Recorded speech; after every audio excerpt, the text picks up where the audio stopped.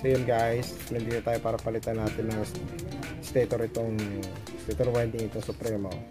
So tara guys, palitan natin. So yun guys, ang pagpapalit po ng Supremo ay ng stator winding Supremo para malaman mo siya guys kung okay yung stator mo, hindi na. So ito yung connection niya guys. So hugutin mo lang to dito sa plug niya, then gamitan mo ng ilaw guys, ng test bulb, or kung mayroon kang voltmeter guys, itong tatlong terminal na to, dito may lalagay yung ground, tapos itong dalawa dito may check kung may supply na lumalabas guys. Kung wala, ibig sabihin may tama yung supply mo, may problema yung pinaka stator nga guys. So yun po, so gagawin natin dito, papalitan po natin yung stator kasi walang lumalabas na voltahe dito guys. Okay, so tara guys, palitan natin. Ayun guys, kakalasin lang itong mga tornilyo niya rito na number 8, paikot po yan hanggang doon sa ibaba po yan. Kung may T-range kayo guys na number 8, mas maganda para mas madaling magpalit po guys ng stator. Okay, so yun po.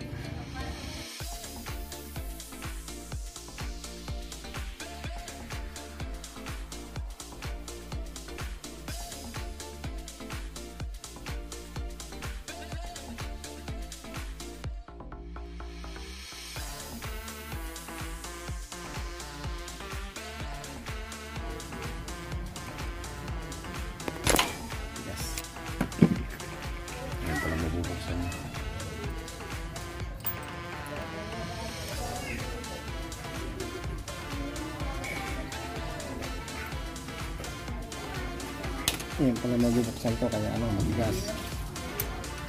Yan. So yun guys, ang loob nito stator. Ngayon yung stator na to guys, may langis yan sa loob. So hindi mo maiwasan talaga, natutulo ang langis yan.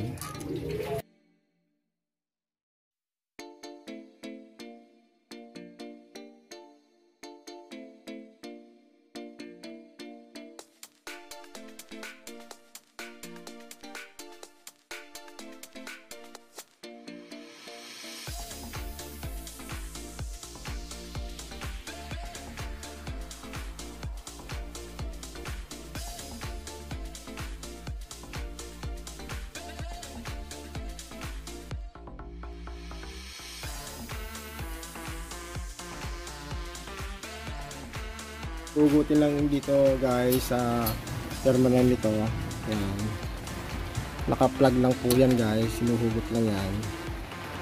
So hindi naman kayo magkakamali dyan guys pag hinugot nyo. Yan. Tapos nakaipit lang ito dito. Yan. Yan po. Yan. Yan siya.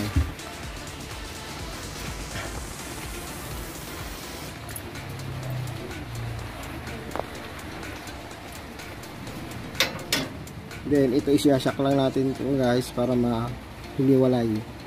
Ganun po mangyayari dyan.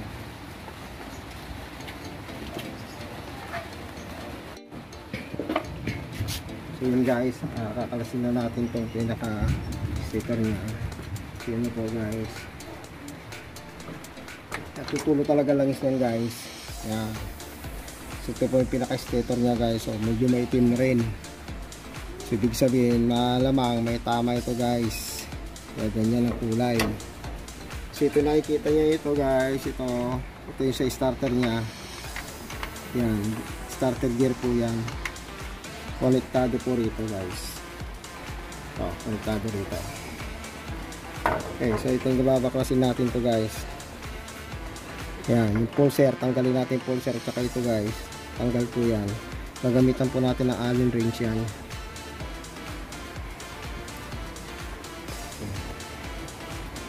So babaklasin natin dito. So medyo matigas.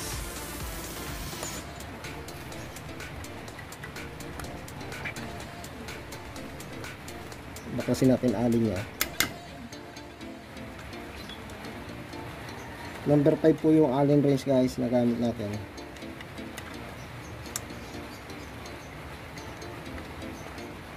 Yan. Ito yung sinasabi ko sa inyo yung gasket na ingatan yung masira para pagbalik ito paano hindi na kayo bibili. Pag binabaklas ko guys, ito yung pulser nya. Itong pulser guys, pag nasira din ang pulser mo, same din, hindi aandar ang motor. Yun yung papalya-palya po motor mo pag nasira ang pulser mo.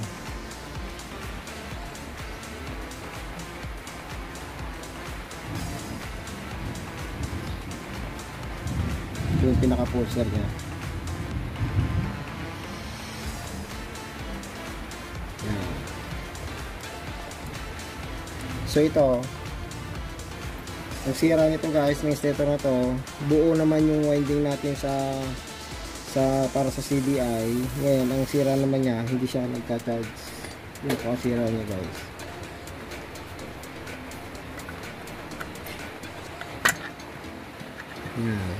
Ito yung pulser guys, pinaka pulser niya.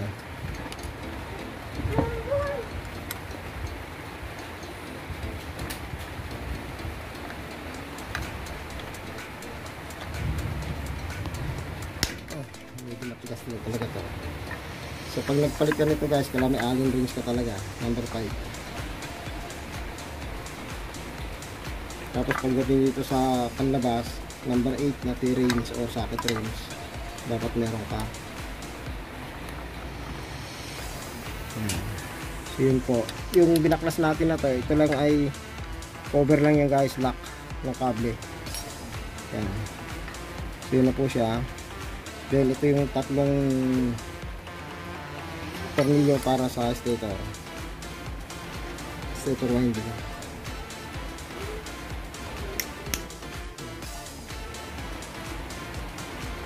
Tandaan nyo lang guys, kung ano yung mga pinagbabaklas nyo, dapat pagbalik ganoon pa rin.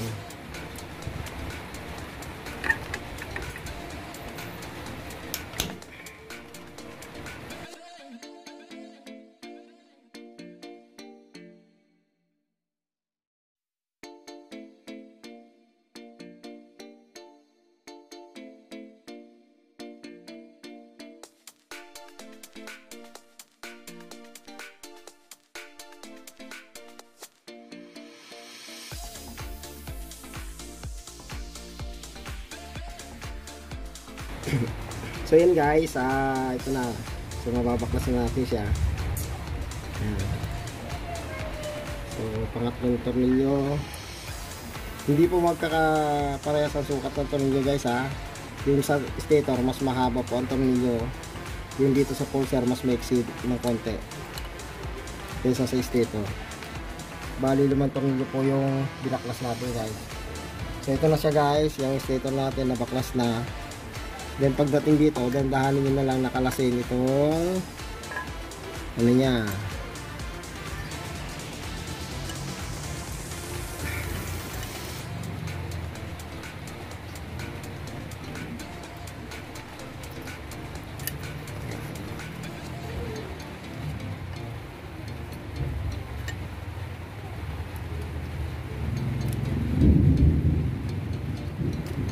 Yan. Okay, so ito guys yung pinaka stator winding natin. Yan siya. So pansinin nyo guys, nangitim siya. Malamang bumigay na nga yung pinaka winding talaga ng ano yan, ng pinaka winding ng charging system. So ito guys, may binili tayong bago. Yan. So original yung kakabit natin guys. Original po siya. Yan. Okay, original. So yan po natin.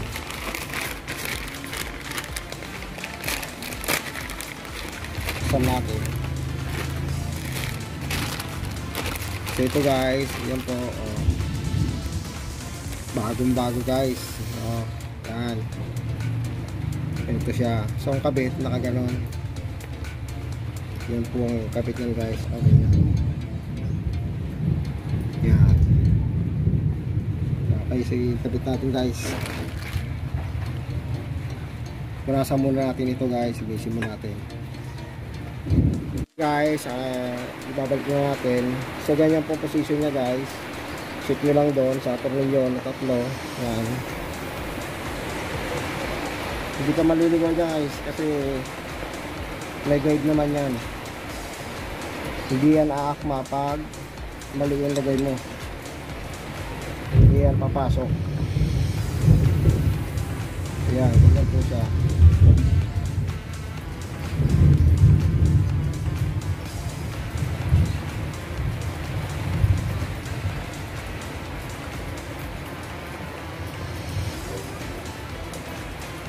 Tornilyo, huwag nyo muna ganong ipitan guys. Bali, i-ano lang, ilagay lang yung tornilyo para mamaya na magigpit na magpaglikasan na lahat.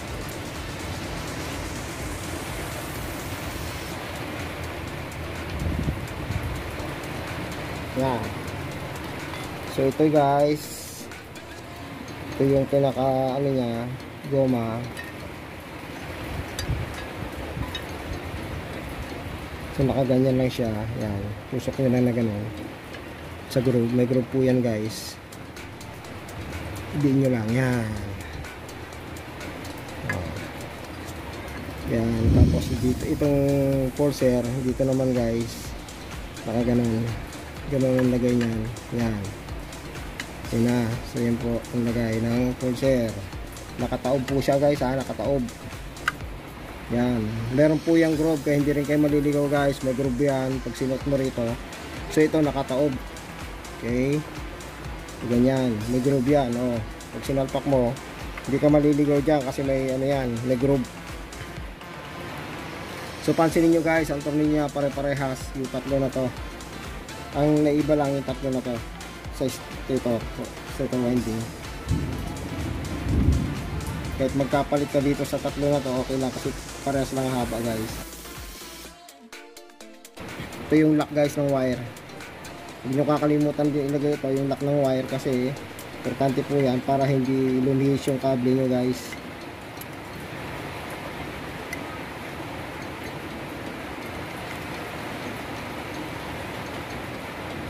Yan, ililihis nyo lang yung guys, yung wire, ililihis nyo lang wire na yun.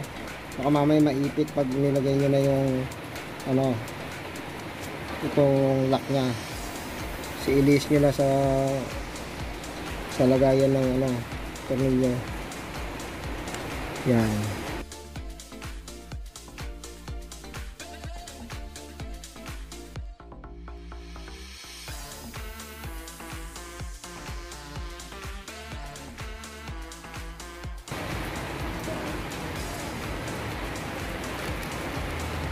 So, tsaka natin higpitan guys na isa-isa. Higpitan na natin ang todo para hindi na siya kumalas. Pamamay habang natakbo kayo kumalas yan. Nako, problema yon. Kailangan hindi po yung kakalas pag na-under na yung makina.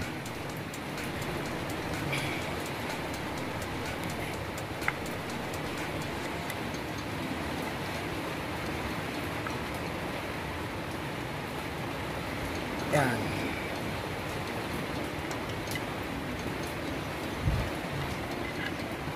Lalo itong sa pulser guys, dapat hindi yan bibitaw.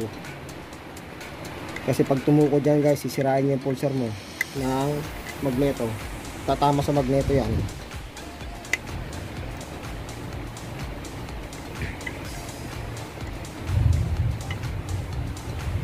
Okay, so yan guys, kakabit na natin. Yan, so kakabit na natin siya guys. Punasan muna natin yung area guys para malinis, para mamaya pagsampak natin hindi siya magkaroon ng tagas.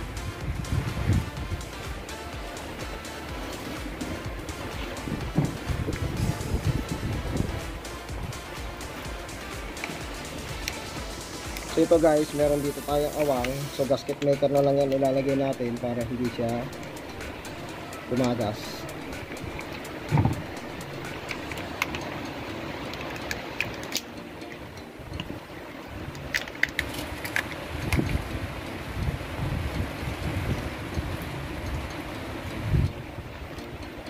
Gasket circuit breaker lang ito guys.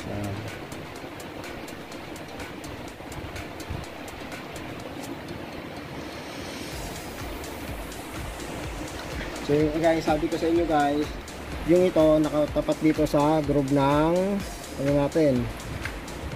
Yan, may ihi po yan. Pinaka starter po ito guys. Ihi na starter kit. Hindi, starter motor, sorry. Yan.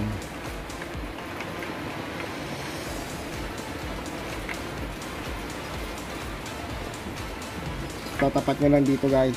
Ano na yan.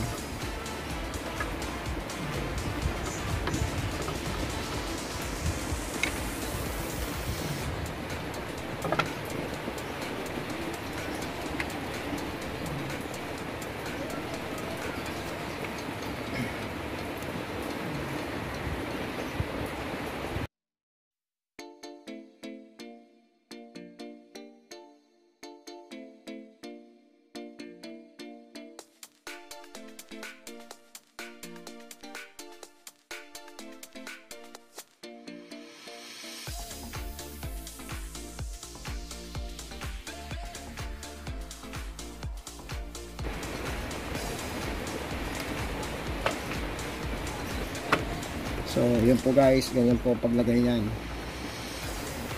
Okay.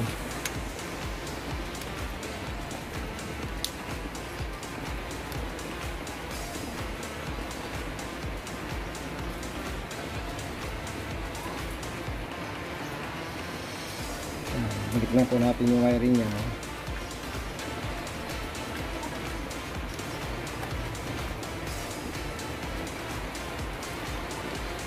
So dito nakaklamo siya dyan.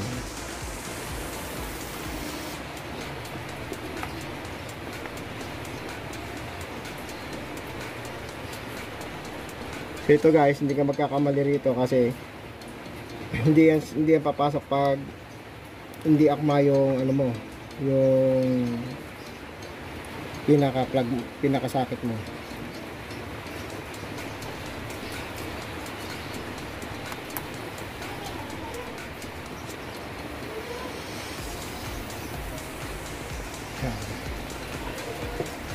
Yeah.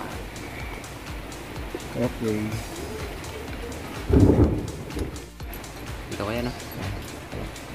So yun guys, makikita nyo, hindi pare-parehas yung tornilyo, may mahaba, may maiksi. So kunin mo lang yung magkakaparehas. Ang paglagay po niya, kunin mo yung magkakaparehas. Yan, kunin mo yung magkakaparehas na sukat. Okay.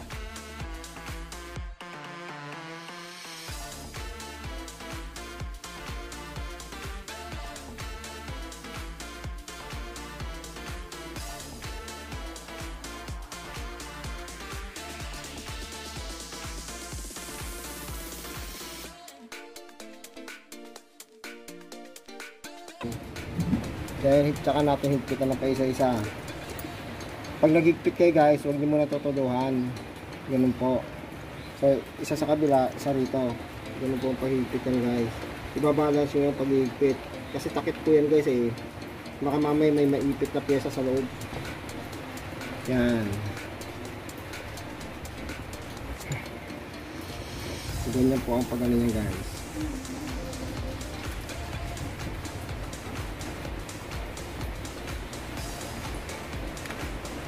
Alternate guys ang pag-igpit niya.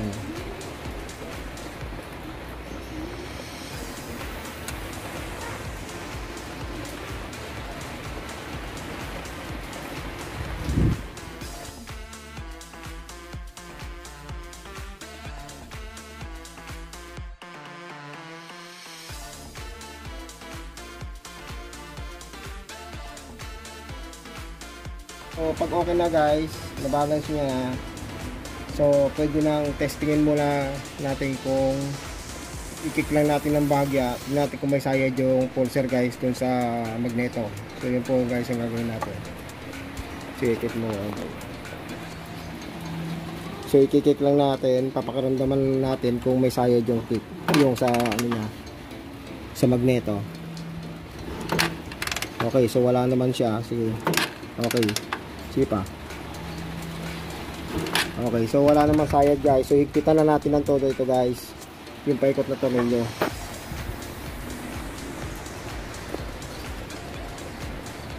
Kasi wala namang sayad guys.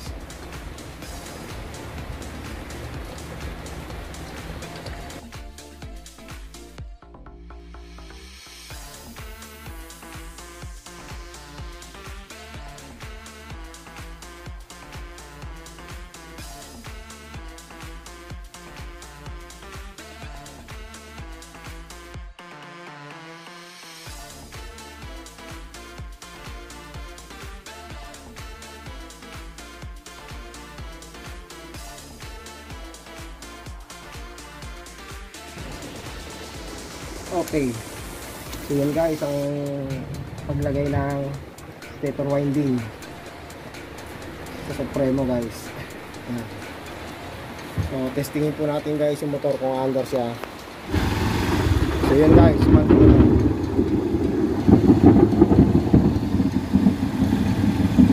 ma-under na po yung ano natin guys. Yan. So makakarga na rin yan guys. So may ilaw na, kanina walang ilaw. Tetesterin natin ng voltmeter yan guys kung meron siya.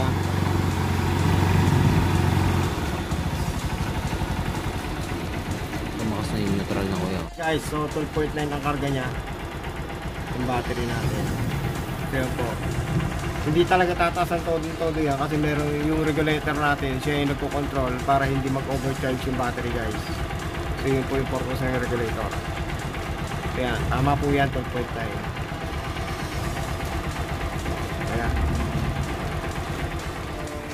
next dito rin itong Supremo 150. So sana may nakuha kayong kalaman sa vlog ko na po. Thank you for watching. Please like and subscribe to my YouTube channel. Thank you.